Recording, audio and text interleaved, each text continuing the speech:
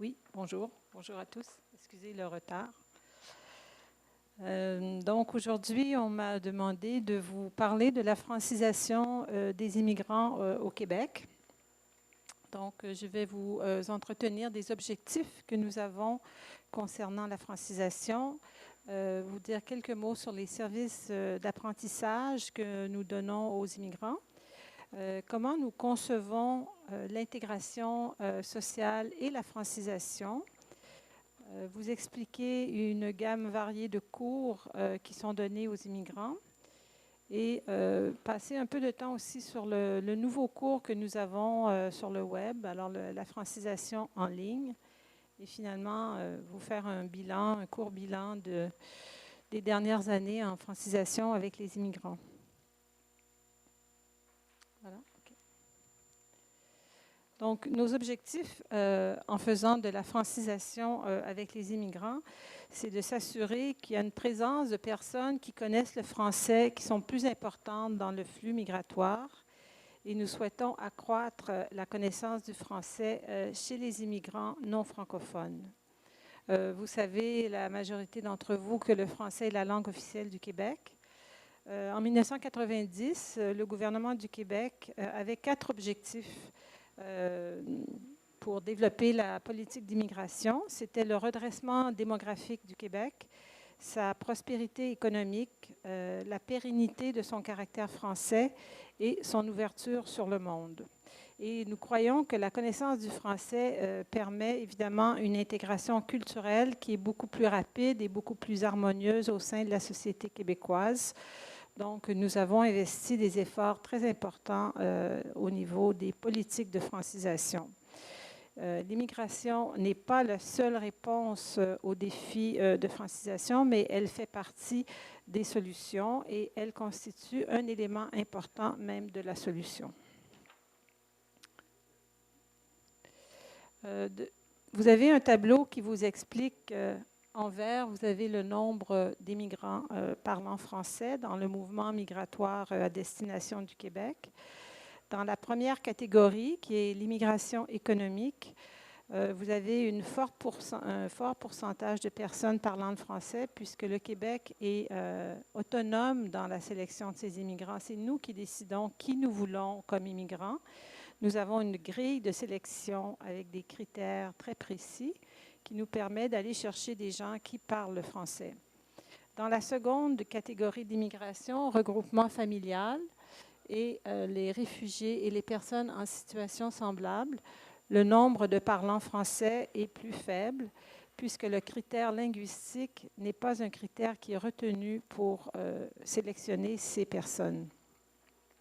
Par contre, on observe que le mouvement familial découle de l'immigration économique, puisque ce sont les immigrants installés au Québec qui font venir les membres de leur famille. Donc, les gens qui sont installés parlant plus français, le volume de personnes dans le mouvement familial parlant français est aussi en augmentation. Et dans le cas des réfugiés, le gouvernement canadien détermine qui est réfugié. Mais une fois que la personne est déterminée réfugiée, son lieu de résidence au Canada est fonction de sa langue. Alors, si la personne a plus d'habilité au français, cette personne sera destinée au Québec plus que dans une province anglophone.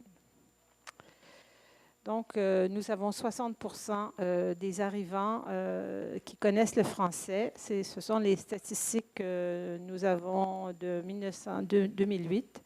Et nous avons évidemment mis des programmes à la disposition de ces personnes pour accroître leur maîtrise du français si c'est nécessaire. Je vous en parlerai dans quelques minutes. Bon, nous avons 60% des immigrants qui parlent le français, mais il y en a 40% qui ne connaissent pas la langue française. De ce 40%, un tiers sont des enfants d'âge scolaire et 2 tiers sont des adultes. Donc, nous avons pensé des moyens d'intervention variés à l'étranger et au Québec pour augmenter la francisation vis-à-vis ce 40% d'immigrants.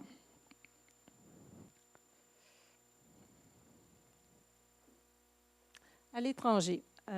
Donc, avant que les immigrants arrivent au Canada, avant qu'ils s'installent au Québec, nous travaillons avec un réseau très étendu de partenaires un peu partout dans le monde, qui sont des fournisseurs de services de francisation pour les candidats qui se destinent au Québec ou pour les candidats qui ont déjà été sélectionnés par le Québec. Nous travaillons avec nous avons 72 ententes avec des partenaires dans le monde, mais principalement avec les Alliances françaises et les instituts français à l'étranger.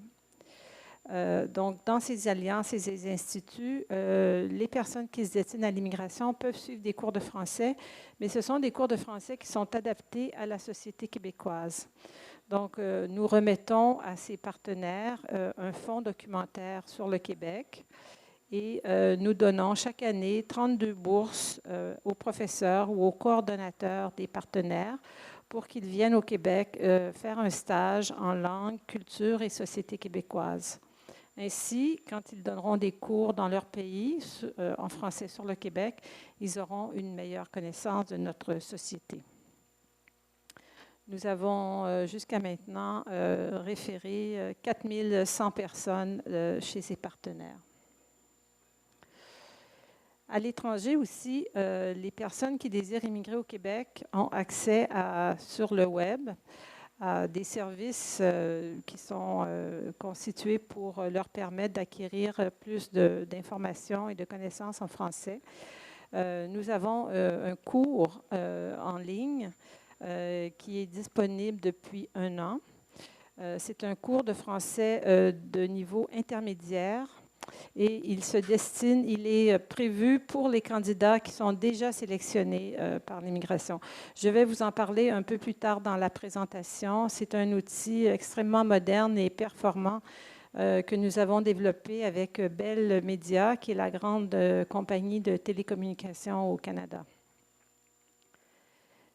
Et nous avons aussi sur le web des banques d'exercices en ligne, donc environ 1200 exercices de français qui sont pour des étudiants débutants, intermédiaires ou avancés. Et depuis 2006, nous avons 250 000 personnes qui ont visité ce site et 80 000 utilisateurs qui ont fait des exercices sur le web à partir de cette banque d'exercices. Bon, ce que je viens de vous expliquer, ce sont des services ou des cours qui sont donnés, qui sont accessibles de l'étranger.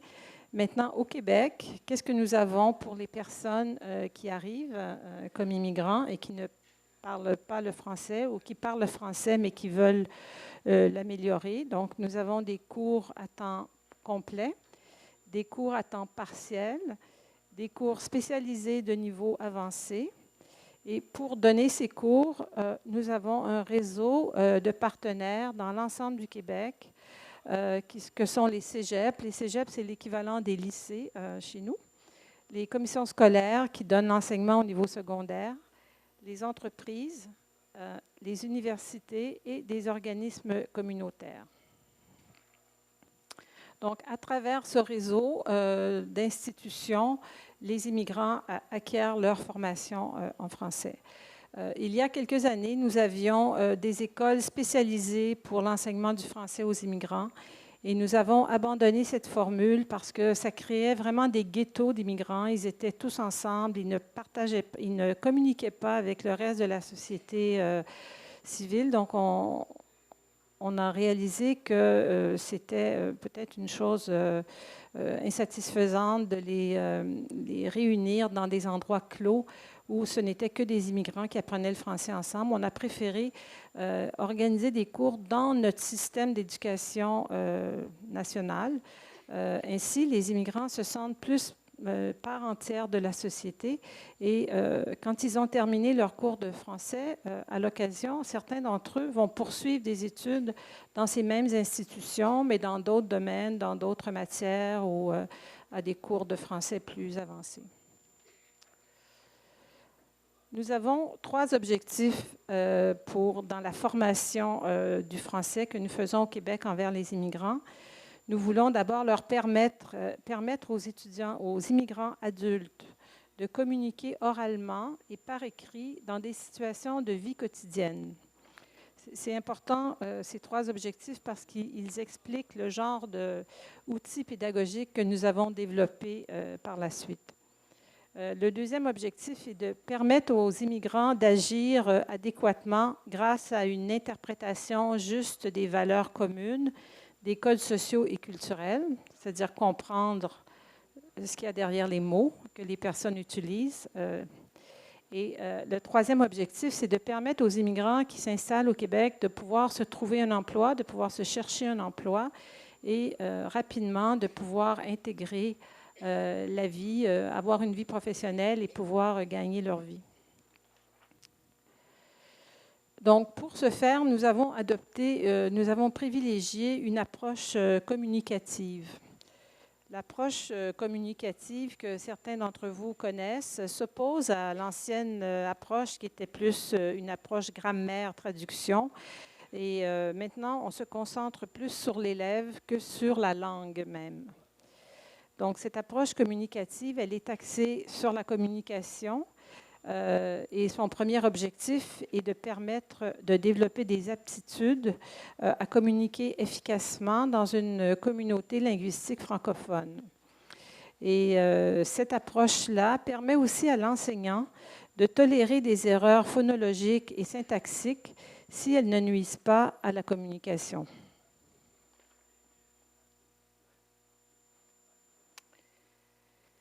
Donc, nous avons une gamme variée de cours que je vais vous résumer en quelques mots. C'est un peu complexe, mais nous avons d'abord des cours réguliers à temps complet, ce qu'on appelle le programme général. Ce programme général, il est destiné aux personnes immigrantes qui sont scolarisées. Donc, ce sont des sessions, des sessions d'une durée de 11 semaines, en raison de 30 heures par semaine.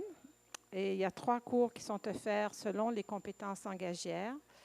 Donc, il y a des stades débutants et intermédiaires. Et l'ensemble du programme général a une durée potentielle de 990 heures. Nous avons aussi des cours à temps partiel pour les personnes immigrantes scolarisées.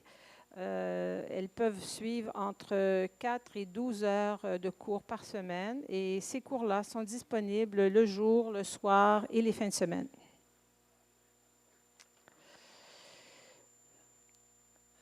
Nous avons aussi un programme qu'on appelle le programme adapté qui est destiné plus aux immigrants qui sont peu scolarisés ou analphabètes. Ce cours, qui est un cours régulier à temps complet, est plus long en termes d'heures. Vous verrez, il y a une durée totale de 1100 heures.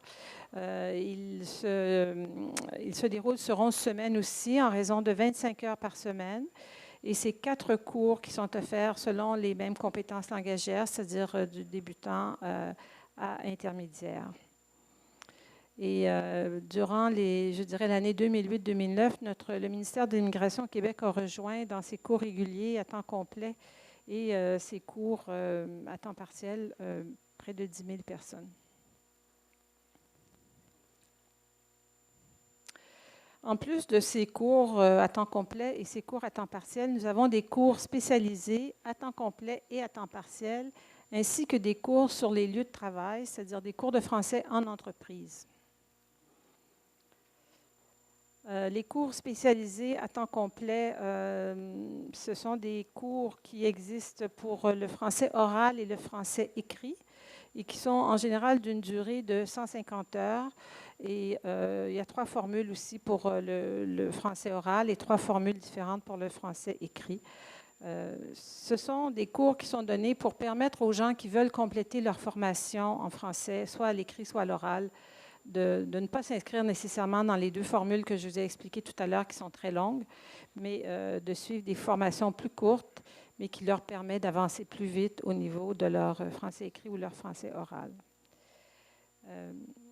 Les cours spécialisés, on a développé depuis, je dirais, 2 ans, des cours spécialisés à temps partiel qui visent les gens qui se destinent à des examens pour les corporations professionnelles. Par exemple, nous recevons des immigrants qui sont infirmières de profession, qui doivent passer l'examen de français pour accéder à la corporation des infirmières. Et on a réalisé, c'est la même chose pour les ingénieurs ou les autres corporations professionnelles. Et nous avons réalisé que ces personnes souvent avaient appris le français dans leur pays d'origine ou avaient suivi la formation de base, mais n'avaient pas tout le vocabulaire français nécessaire pour exercer leur profession et enfin passer surtout un examen dans une corporation professionnelle pour se qualifier. Donc, ce constat nous a amené à développer des cours spécialisés pour ces personnes. Donc, on a plusieurs types de cours pour des besoins particuliers à temps partiel. Et puis, finalement, nous avons des cours en entreprise. Il y a quelques années, nous avions investi beaucoup à ce niveau-là. Ensuite, nous avons arrêté de donner ces cours en entreprise parce que c'était très coûteux.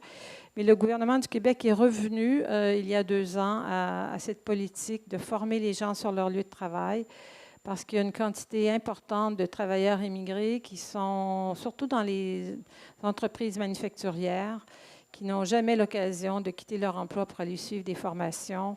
Et le seul moyen pour eux d'apprendre un peu le français, c'est de le faire sur leur lieu de travail. Donc, on a réinvesti des efforts et des budgets pour ces personnes. En 2008-2009, on a formé 600 travailleurs dans leur lieu d'entreprise. Donc, la démarche, la francisation en ligne, maintenant, j'aimerais vous parler de ce que nous faisons avec ce nouveau cours que nous avons développé sur Internet. Alors, c'est un cours qui combine 3 modalités d'apprentissage. C'est des activités. Sur Internet, on peut accéder à des activités variées en auto-formation. On peut faire des travaux écrits et oraux qui sont corrigés à distance par un tuteur. Et on peut aussi agir, être en interaction orale en temps réel dans une classe virtuelle. Alors, c'est une démarche qui est très structurée, qui est séquentielle, en progression, où on rencontre avec progression des difficultés langagières et où on peut gérer les préalables. Donc, il y a 3 modalités d'apprentissage. Il y a l'auto-formation, c'est-à-dire que l'étudiant peut, à son rythme, faire des exercices de grammaire, de phonétique, de français parlé au Québec. Il a aussi accès à des exercices de lecture, d'écoute, des jeux et des dictées. Le deuxième module, c'est le travaux corrigés par le tuteur. Donc, l'étudiant doit envoyer régulièrement à son tuteur des travaux de production orale et de production écrite pour une correction. Et finalement, il y a des classes virtuelles qui sont animées par un tuteur qui permettent à l'étudiant de communiquer oralement avec d'autres étudiants en temps réel. Ça, c'est très utile pour des gens qui habitent partout sur la planète parce qu'ils peuvent accéder très rapidement à une classe virtuelle qui semble efficace. Donc, le cours comprend 4 blocs, comme vous le voyez sur l'écran. Il y a d'abord un test de classement en ligne. Donc, l'étudiant doit d'abord commencer par faire évaluer son niveau. On doit déterminer s'il est apte à suivre le cours, s'il n'a pas un niveau de français trop faible ou un niveau trop avancé. Ensuite, il procède dans 4 modules thématiques. Donc, le cours comprend 4 blocs d'apprentissage. Chacun de ces blocs a 4 modules thématiques. Et chaque module est composé d'une introduction, de 6 activités d'apprentissage et d'une classe virtuelle. Et l'étudiant doit respecter l'ordre des activités suivies. Il doit suivre la progression des cours.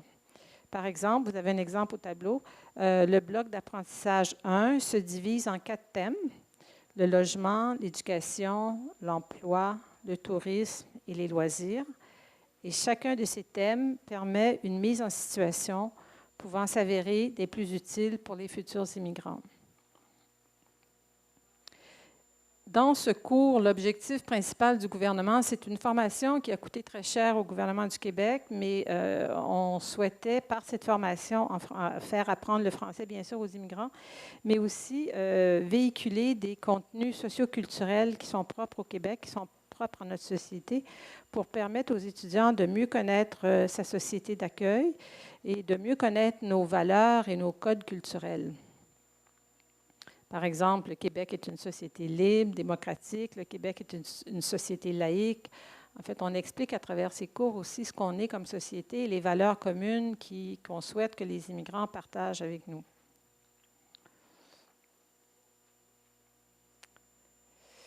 Donc, le cours favorise une approche par compétences, alors compréhension orale et écrite, interaction orale et écrite, production orale et écrite.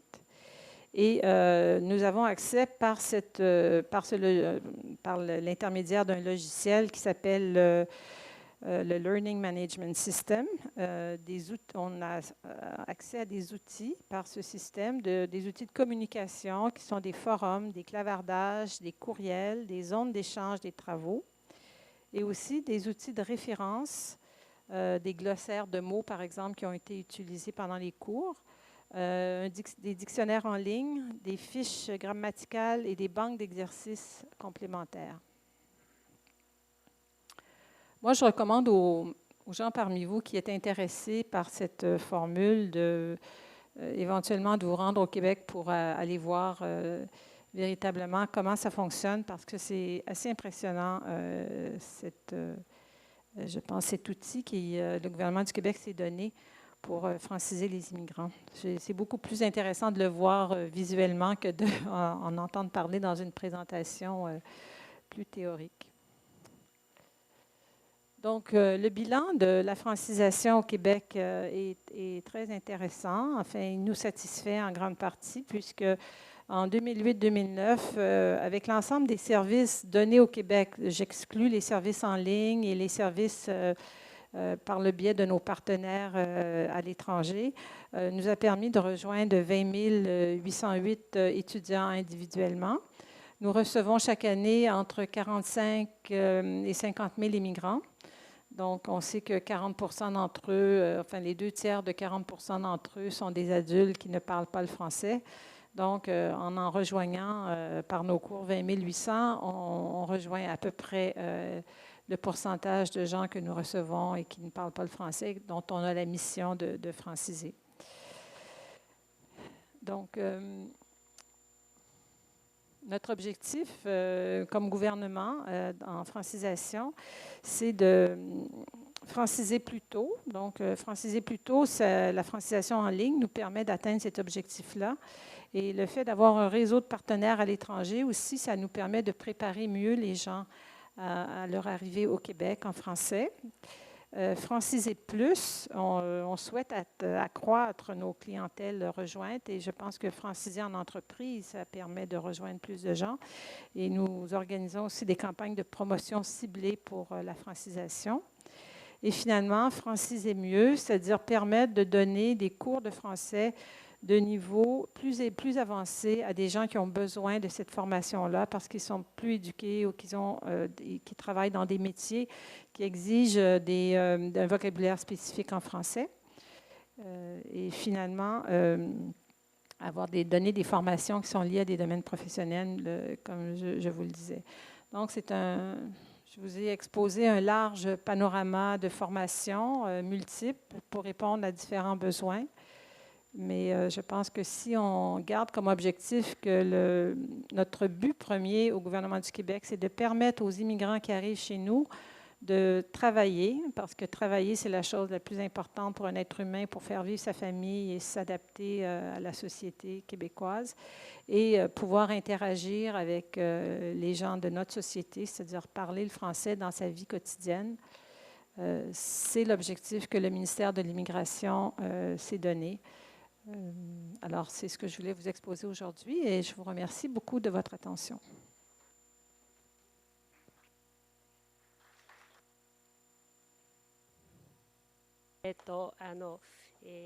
あまり準備する時間もなかったんですけれども、いくつか質問をさせていただきたいと思います。Je vous remercie de votre communication très intéressante. J'ai été impressionnée par ce qui se passe au Québec, au Canada.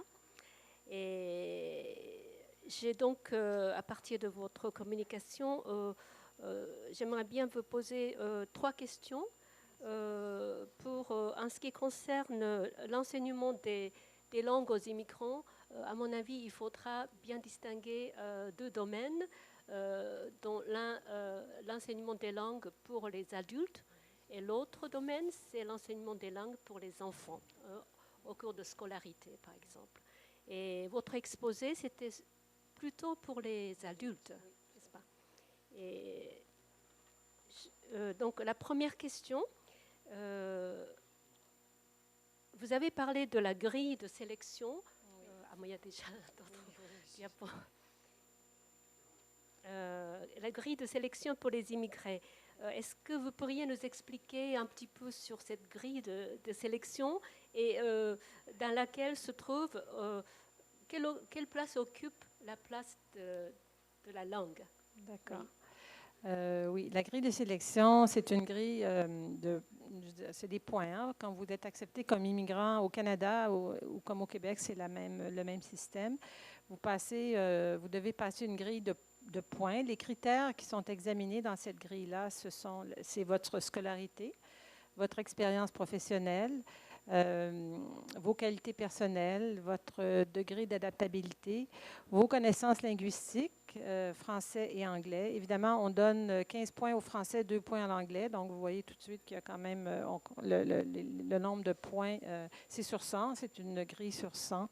Le nombre de points donnés au français est beaucoup plus important que pour l'anglais, mais on considère que la connaissance de l'anglais est importante aussi. Mais comme on est une société francophone, on privilégie le français. Par contre, la langue n'est pas éliminatoire. C'est-à-dire que si vous faites le total des points et vous ne parlez pas le français, vous pouvez quand même être accepté comme immigrant. Donc, c'est un élément, je dirais, important de la grille de sélection, mais ce n'est pas un élément éliminatoire. D'accord, merci beaucoup. Et donc, ce que nous avons vu dans votre diapositive, le 4e diapositive, la plupart des immigrants économiques qui ont été accueillis dans votre pays, parmi eux, il y a 70% qui parlent déjà, qui maîtrisent la langue française, mais il y en a d'autres qui ne maîtrisent pas. Pour ces gens-là, vous utilisez ce système à distance, par le réseau électronique, n'est-ce pas? C'est ça. Les gens ont le choix. Si vous avez, je peux prendre le cas de Chinois, par exemple. Si vous habitez Hong Kong, vous êtes accepté à l'immigration pour le Québec. Vous ne parlez pas français, donc vous avez le choix. Vous pouvez aller à l'Alliance française à Hong Kong et prendre votre cours de français avant votre arrivée au Canada. Vous pouvez aussi faire des exercices en ligne dans les banques d'exercices. Et vous pouvez, si vous êtes accepté, parce que pour avoir accès à la formation que je vous ai expliquée un peu plus élaborée, le cours en ligne, il faut être accepté comme immigrant. Si vous n'êtes pas accepté, vous n'avez pas accès au cours. Mais si vous êtes accepté comme immigrant et vous parlez pas si vous ne parlez pas du tout le français, vous ne pouvez pas avoir accès à ce cours parce que je vous ai expliqué que le cours en ligne, c'est un cours pour des gens qui ont déjà un niveau intermédiaire en français. Donc, ce n'est pas un cours, en tout cas pas pour l'instant, ce n'est pas encore un cours pour débutants. Donc, la personne qui ne parle pas du tout, elle peut aller à l'Alliance française ou chez nos partenaires qui donnent des cours de français. Et sinon, elle prendra ses cours à l'arrivée au Québec, dans les classes de français destinées aux débutants. Donc, vous avez dit que la langue n'est pas éliminatoire pour être sélectionné comme immigrant au Québec, mais ces gens-là, donc parmi les gens qui sont sélectionnés, il y en a quand même quelques pourcentages de gens qui ne maîtrisent pas la langue française. Ces gens-là, il faut qu'il y ait quelques compétences professionnelles autres que, bien sûr, la langue et autre chose. Par exemple. Tout à fait, parce que l'immigration est basée sur nos besoins en main-d'œuvre. Donc, on a des pénuries d'emplois dans des domaines particuliers. Je peux prendre le génie électrique. On a eu à une époque beaucoup de demandes dans le domaine du génie, donc des ingénieurs en métallurgie, des ingénieurs chimistes, des ingénieurs informatiques. Et on a recruté beaucoup à cette époque-là en Europe de l'Est, donc Roumanie, Hongrie et Russie. Et plusieurs de ces personnes-là, on a eu des gens très compétents, diplômés de grandes universités de leur pays, qui parlaient l'anglais souvent, mais leur connaissance du français était inadéquate. Donc, ces gens-là peuvent suivre les cours à ce moment-là. D'accord, merci beaucoup. Est-ce qu'on peut passer もうちょっと次のその下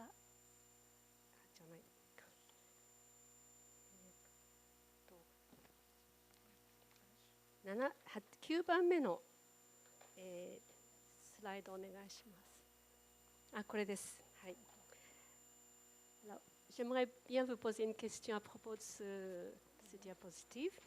Et vous avez parlé de plusieurs systèmes où les immigrés peuvent apprendre la langue française, mais vous avez bien précisé que vous vouliez éviter de les mettre dans une classe entre eux-mêmes, c'est-à-dire que vous vouliez les mettre plutôt dans le système éducatif national, n'est-ce pas, pour éviter qu'ils fassent une ghetto. C'est ça. Oui, mais je comprends bien pour les enfants, mais pour les adultes, comment vous pouvez faire pour qu'ils comment on pourrait leur donner l'éducation de la langue française quand on ne les regroupe pas C'est-à-dire ils sont regroupés à l'intérieur de l'université ou à l'intérieur du cégep ou de l'institution. Ils sont regroupés dans des classes. Ils ne sont pas mêlés aux autres étudiants.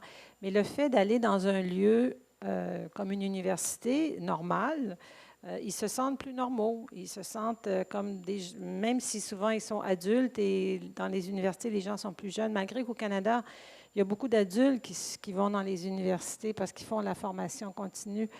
Donc, pour eux, c'est un signal aussi d'accueil, de les amener dans nos institutions normales. On est très satisfait des résultats parce que les immigrants nous disent qu'ils apprécient et on voit que ça leur donne le goût de s'éduquer, de continuer à aller dans les maisons d'éducation pour soit s'éduquer dans des matières autres ou poursuivre leur connaissance en français parce que ils connaissent déjà le milieu d'éducation, ils se sentent à l'aise. Et en plus, ils peuvent bénéficier du théâtre, de la piscine, des installations, si vous voulez. Je pense que on est assez satisfait des résultats. Merci beaucoup. Mais je trouve ça formidable parce que je ne sais pas comment ça se passe au Japon actuellement. Moi, moi, je vais traduire moi-même après. Je vais parler en français. Bon, j'ai une expérience dans donner des cours aux enfants d'immigrés au Japon, mais bien sûr, il y a beaucoup de problèmes pour les enfants dans le système scolaire éducatif au Japon, mais j'ai constaté que quand j'ai rencontré leurs parents, il y a aussi un grand problème, c'est que parmi eux, il y en a certains qui sont au Japon depuis plus de 10 ans, même 15 ans, mais ils ne maîtrisent pas du tout la langue japonaise parce qu'ils ont pu vivre sans avoir un vrai contact avec la langue japonaise. Et au Japon, j'aimerais bien vous poser une question à propos de cela. Qui enseigne ces immigrés la langue française dans ces systèmes-là? Parce qu'au Japon, on dépend beaucoup des bénévoles dans les quartiers. Il n'y a pas assez de système éducatif pour les adultes, aussi bien que pour les enfants, mais surtout pour les adultes, sont surtout les bénévoles des quartiers qui donnent des cours. C'est ça. Mais au Québec, en fait, vous avez des professeurs gradués qui sont des professeurs spécialisés en enseignement de la langue française, qui ont des diplômes en enseignement de langue française dans les cégeps, commissions scolaires, entreprises, universités. Dans les organismes communautaires, il y a souvent des bénévoles. Mais il y a des exigences quand même de formation qui sont demandées où on envoie les bénévoles se former avant de donner les cours. Mais c'est jamais laissé ce n'est pas le bénévole qui décide de choisir une méthode d'enseignement. Il y a une méthode d'enseignement qui est imposée et que le bénévole doit apprendre s'il veut communiquer avec les immigrants. Donc, c'est bien encadré au niveau pédagogique. Donc, ma dernière question sera, vous n'avez pas du tout abordé, bon, j'ai d'autres questions, mais vous n'avez pas abordé l'éducation des enfants. Je ne sais pas si c'est le sujet d'aujourd'hui. Heureusement, je n'ai pas abordé la question des enfants parce que l'éducation, la francisation des enfants dépend du ministère de l'Éducation au Québec. Ce que vous avez vu, les adultes, ça relève du ministère de l'Immigration. Et ce sont deux ministères différents. Et les enfants des migrants sont, ça pourrait être l'objet d'une autre conférence, mais en fait, ils sont accueillis dans des classes d'accueil pour les préparer à rejoindre des classes normales. Et les premières étapes de francisation des enfants se font dans ces classes d'accueil. Je ne pourrais pas vous parler des méthodes pédagogiques, etc. Je ne les connais pas. Mais je sais qu'une fois les classes d'accueil terminées, qui peuvent durer un an et demi, les enfants rejoignent les classes normales. Donc ça, c'est le moyen d'accéder à la classe normale. Mais les méthodes pédagogiques, etc., si ça vous intéresse, je peux vous trouver l'information par contre. Merci beaucoup. Je pensais que c'était la dernière question, mais juste une autre question. La dernière cette fois-ci, vraiment la dernière. Est-ce qu'il y a... le Canada, c'est un pays bilingue, n'est-ce pas? Officiellement bilingue, le Québec et l'autre partie. Est-ce que dans le Canada anglophone, le système d'accueil d'immigration, du point de vue linguistique, est-ce que ce serait le même? C'est aussi une bonne question. Je ne m'aventurerai pas à vous répondre parce que je ne le connais pas suffisamment. Ils ont, eux aussi, dans les provinces anglophones, un système d'apprentissage de l'anglais. Mais je ne pourrais pas vous dire exactement qu'est-ce qu'ils utilisent comme méthode. Malheureusement, je n'ai pas cette réponse. Je suis désolée. Le grand principe, c'est oui, parce que le Canada, comme les provinces canadiennes anglophones, comme le Québec, sélectionnent aussi des gens qui connaissent l'anglais avant d'arriver. Ils essayent de plus en plus parce que ce qu'on veut éviter, c'est d'avoir des bouchons de chômage quand les gens arrivent dans nos pays. Donc, pour éviter ces longues périodes de chômage, on veut s'assurer que les gens puissent parler notre langue parce que souvent, les immigrants ont de plus en plus les compétences pour travailler, mais la langue est un obstacle et on veut raccourcir cette période-là entre leur arrivée et l'intégration au marché du travail. Donc, pour les anglophones, ils ont la même préoccupation que nous. Mais je ne connais pas leur méthode pédagogique d'apprentissage et l'organisation non plus des cours d'anglais. Merci beaucoup.